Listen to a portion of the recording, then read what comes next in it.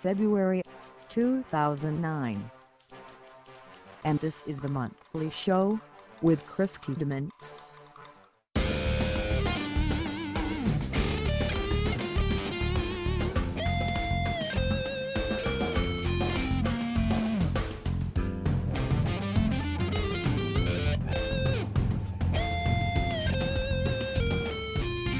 This is the monthly show, and I'm Chris Tiedeman, the show that gives you all the information you need to know about the month ahead.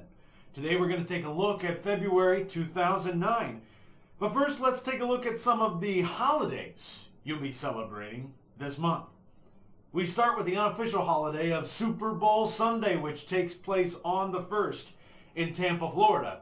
For you home viewers, which is pretty much everybody, you can watch it on your local NBC affiliate. Whether you watch the game or pay attention for the ads, commercials, which have gotten progressively worse over the years ever since Justin helped Janet bear most a few years back. This is a day to spend time with friends and family, no matter if your team made the big game or not. Personally, I'll be rooting for the Arizona Cardinals.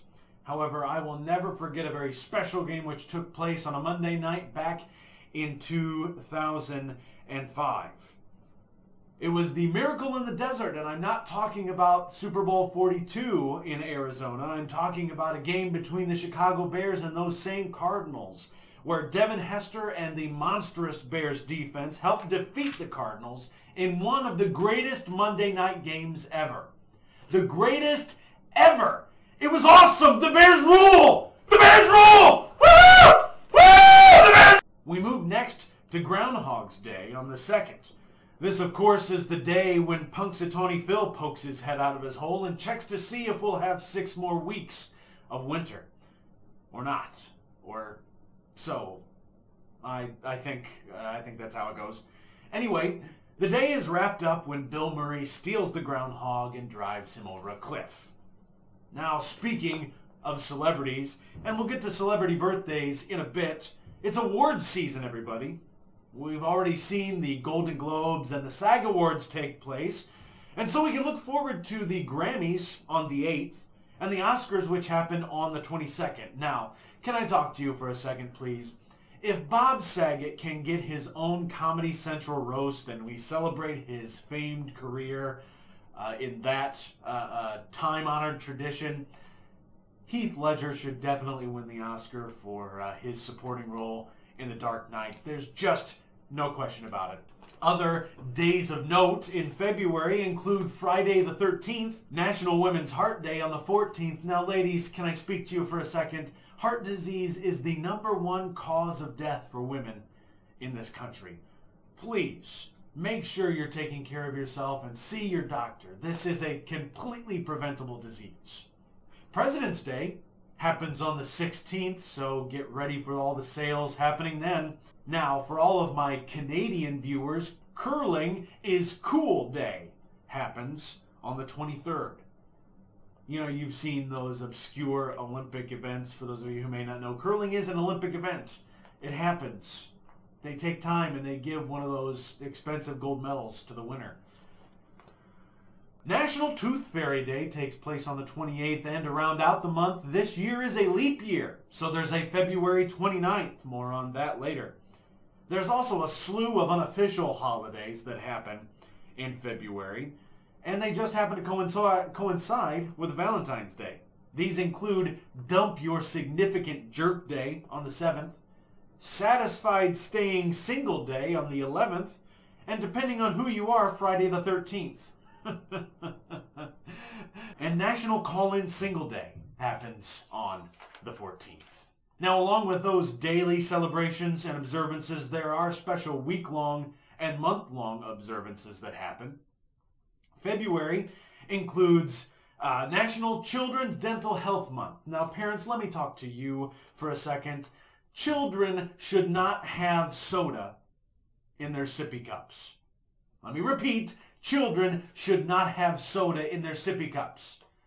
According to my pediatrician, who I trust with all 3 of my children's lives, she says that the chemical composition of soda changes the longer it stays in its container and becomes more harsh on children's teeth. So not only will that Mountain Dew in your child's sippy cup eventually give them juvenile diabetes, they will lose their teeth and have dentures by age 19. People, please, wake up. Whew. National Laugh Friendly Month also happens in February. National Time Management Month also takes place this month. Now, I'm a procrastinator. Sorry. Whatever. National Time Management Month. And Relationship Wellness Month happens here in February as well. Now, if you get tired of recognizing those monthly celebrations, or if you just have a short attention span, try these weekly observances, starting with International Flirting Week from the 9th to the 15th of February. And for my Jewish viewers, it's Love a Mensch Week from the 15th to the 20th. I'm sorry, the 14th to the 20th of February. For my viewers interested in religious observances to round out the month of February, Mardi Gras, or Fat Tuesday, takes place on the 24th. This is your final opportunity for you sinners out there to get in your final acts of debauchery before Ash Wednesday comes, which happens on the 25th. You may have noticed that I glanced over the big holiday for the month, Valentine's Day. This is not true. I plan to give this holiday proper coverage. The proper coverage you should give a holiday that leaves millions feeling depressed and lonely every year. Of course, Valentine's Day can be a romantic day for just as many of those people, but the truth behind this holiday should leave nobody in the mood for love. According to the History Channel's website, Valentine's Day is named for Saint Valentine, a martyred Catholic saint. He was beaten to death with clubs, and then he was beheaded. Ladies, what a gift for Valentine's Day. While spending some time in jail before his death, he befriended the daughter of a jailer.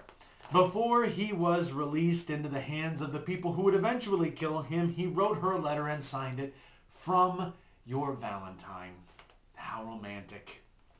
So just remember, when you send those flowers, notes, and candies to your special someone, not only are you lining the pockets of the Hallmark Corporation, you're celebrating your love over a man's dead body. I've certainly cemented myself a place in the doghouse for the next month, so let's move on to celebrity birthdays.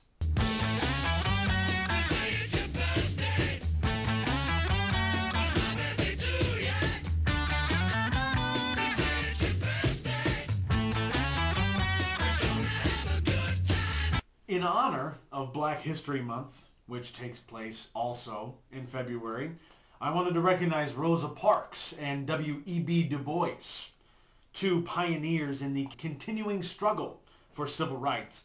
Both celebrated their birthdays in February. We have politicians and the newsmen who follow them. Those people include Senators Ted Kennedy and Joe Lieberman, also dead Presidents Abraham Lincoln, George Washington, and William Henry Harrison. Now, it's because of Lincoln and Washington's birthday that we celebrate President's Day in February on the 16th. Then we have former Vice President Dan Quayle and former vice presidential candidate Sarah Palin celebrating their birthdays this month. Governor, congratulations on the birth of your first grandchild, and make sure that you're still keeping an eye on Russia for us. Moving on to other people more glamorous celebrating their birthdays in February. Joey Bishop of Rat Pack fame, Molly Ringwald of Brat Pack fame, Paris Hilton, Charles Dickens, and Pauly Shore, whom I have met personally at a Planet Hollywood in Chicago about 12 to 15 years ago. I can't remember when. It was on a youth group outing that I met him. Some of you may remember that trip. All celebrating their birthdays in February as well. James Dean, Rip Torn, Seth Green, Harvey Korman, Nina Simone, Shakira, Farrah Fawcett, and to round it out, Christopher Guest, also of This Is Spinal Tap fame, one of my favorite lines from that movie. Yeah, but this one goes to 11. Those of you who've seen the movie will get the reference. And since this is leap year, we can't forget those who only get to celebrate their birthday every 4 years. Ja Rule, Antonio Sabato Jr., and motivational speaker Tony Banana Hands Robbins. Have you seen the guy? He's huge. Huge hands. And that does it for February 2009. I hope you enjoyed the show. If you have any comments, suggestions, concerns, or if you would like me to read someone's birthday for next month's show, please contact me on Facebook or send me an email at reverendtiedeman@ballstate.bsu.edu. I leave you with a final word from the president of the New York School for the Hard of Hearing, Garrett Morris, who also celebrates his birthday in February. Good night and have a pleasant tomorrow. So long.